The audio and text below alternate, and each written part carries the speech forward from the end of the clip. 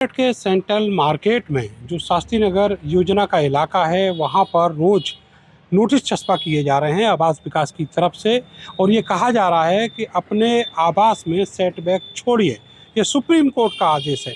और अब यहाँ पर ये इस्कॉन मंदिर है, इसी सेंट्रल मार्केट के एक हिस्से में बना हुआ, यहाँ पर ये नोटिस चिपका दिया गया 199/5 जो प्रॉपर्टी का नंबर है।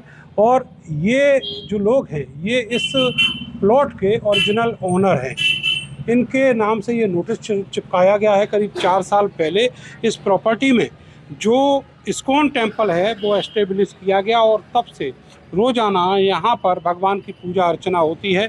मगर अब इस इस्कॉन टेम्पल के ऊपर भी जो सुप्रीम कोर्ट का आदेश है उसका साया पड़ने लगा है और यहाँ अब ध्वस्तीकरण किया जाना है। अंदर की स्थिति आपको दिखाते हैं। इतना सुंदर मंदिर यहाँ पर ये बनाया गया है और ये मंदिर बना है पिछले 3 से 4 सालों में। और अब इस मंदिर के ऊपर भी यानी भगवान के घर पर भी जो बुलडोजर है उत्तर प्रदेश सरकार का वो आने वाला है सुप्रीम कोर्ट के आदेश से। महाराज जी हमारे साथ हैं। प्रभु जी आपसे ये जानना चाहेंगे, ये जो नोटिस लगा है ये कब लगाया और कौन लगा के गया? तो जैसा आप देख ही रहे हैं कि सेंट्रल मार्केट में ये नोटिस लगते ही जा रहे हैं। तो लगभग आज से 7 दिन पहले, 7 से 8 दिन पहले ये नोटिस हमारे केंद्र पे भी लगा था। तो अब इसमें आपको क्या कहा गया है? आपकी किसी अधिकारी से भी बात हुई है? हाँ, नोटिस तो जो लगाने वाले आए थे वो लगा के गए, पर हमारी जिस भी बड़े अधिकारी से बात हुई तो उन्होंने हमें ये आश्वासन दिया है कि कि ये सब कार्यवाही चल रही है, परंतु अभी जब तक अगले ऑर्डर्स नहीं आते हैं तब तक आप लोग, क्योंकि ये मंदिर है, इस्कॉन का केंद्र है, यहाँ पे गीता भागवत का पाठ होता है, प्रभु के नाम का कीर्तन होता है, प्रचार होता है और सबसे महत्वपूर्ण यहाँ पर हम रोज़ 1000 से अधिक लोगों को खिचड़ी, राजमा चावल, कढ़ी चावल भगवान को भोग लगा के प्रसाद के रूप में बांटते हैं। तो इस पूरे मेरठ के क्षेत्र में विशेष रूप में शास्त्री नगर, जागृति विहार, ये जो केंद्र है मेरठ का, इसमें हमारा ये जो इस्कॉन का मंदिर है बहुत प्रसिद्ध है। सबको पता ही है, यहाँ पे पूजा होती है, पाठ होती है, सेवाएं चलती हैं।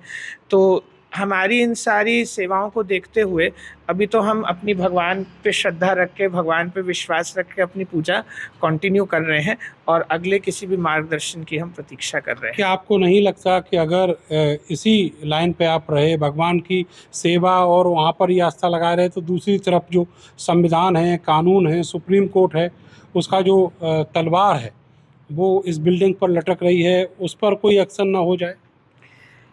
सबसे बड़ा विश्वास तो देखिए हम साधु संत लोग हैं, हमारा भगवान पे ही है, क्योंकि हम देखते हैं गीता के आखिरी श्लोक में लिखा है, जहाँ भगवान कृष्ण होते हैं विजय तो वहीं होती है। दूसरा, हम ये भी समझते हैं भगवान जो भी करेंगे सबके भले के लिए ही करेंगे। तीसरी बात, भगवान गीता में कहते हैं 4 प्रकार के आश्रम बनाए हैं, ब्रह्मचर्य, गृहस्थ, वानप्रस्थ, संन्यास, और 4 वर्ग बनाए हैं, ब्राह्मण, क्षत्रिय, वैश्य, शूद्र। हमारा काम ब्राह्मण का है, परंतु ये व्यवस्थापन और प्रबंधन करने का कार्य क्षत्रियों का है।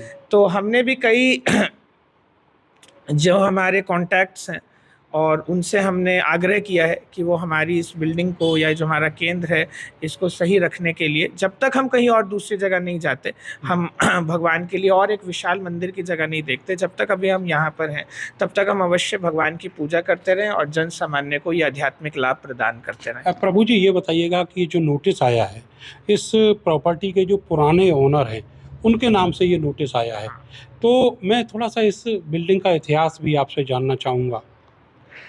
तो एक बार मैंने पहले भी इंटरव्यू दिया था। वैसे तो ये बिल्डिंग एक नकारात्मक रूप में भी प्रसिद्ध थी, कुछ कहते थे कि यहाँ पे कुछ मर्डर हुआ है, भूत प्रेतों का निवास है, तो लेकिन ऐसा कुछ भी नहीं था। उसके बाद यहाँ पे जब इसके ओनर ने वो बिल्डिंग खरीदी तो उसके बाद ऐसी कोई कुछ न्यूज़ तो आई नहीं। फिर जब हम लोगों ने अब हम उन जो इसके ओनर हैं उनके आशीर्वाद से, जब से हम लोगों ने यहाँ पे ये केंद्र चला रखा है, तब से यहाँ पे हमने प्रभु का नाम लिया है, गीता भागवत का पाठ होता है। हमारे इस्कॉन के गुरु प्रभुपाद जी ने जो हमको नियम भक्ति के दिए हैं, वैष्णवता के दिए हैं, हम उसका पालन करते हैं। कहते हैं जहाँ पे भगवान की पंचरात्रिक विधि के अनुसार ऐसे पूजा होती है, वहाँ तो किसी भी प्रकार के भूत प्रेत कष्टों का कोई वास होता नहीं है। क्या कोई मर्डर वगैरह हुए थे पहले? ऐसा मैं तो उस समय यहाँ पे नहीं था और हम लोग दूसरे केंद्र में थे, लेकिन जब हम यहाँ आए तब हमको ऐसा पता चला कि कई वर्ष पहले यहाँ पे ऐसा हुआ था। और इवन ये रोड और ये सामने जो आप सुंदर पार्क देख रहे हैं, और ये भी इतना अच्छा नहीं था, लोग आने से डरते थे।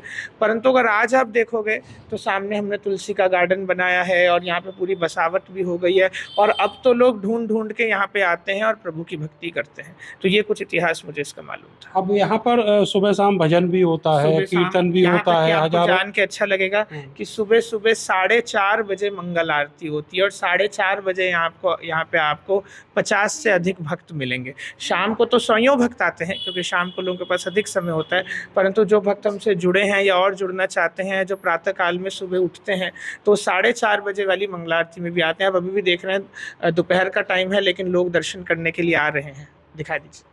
देखिए, बहुत सारे जो भक्त हैं वो यहाँ पर आ रहे हैं दर्शन करने के लिए, लेकिन अगर सुप्रीम कोर्ट का आदेश सेंट्रल मार्केट पर इम्प्लीमेंट होता है तो निश्चित तौर पर उसका असर जो है वो इस मंदिर की इमारत पर भी पड़ेगा।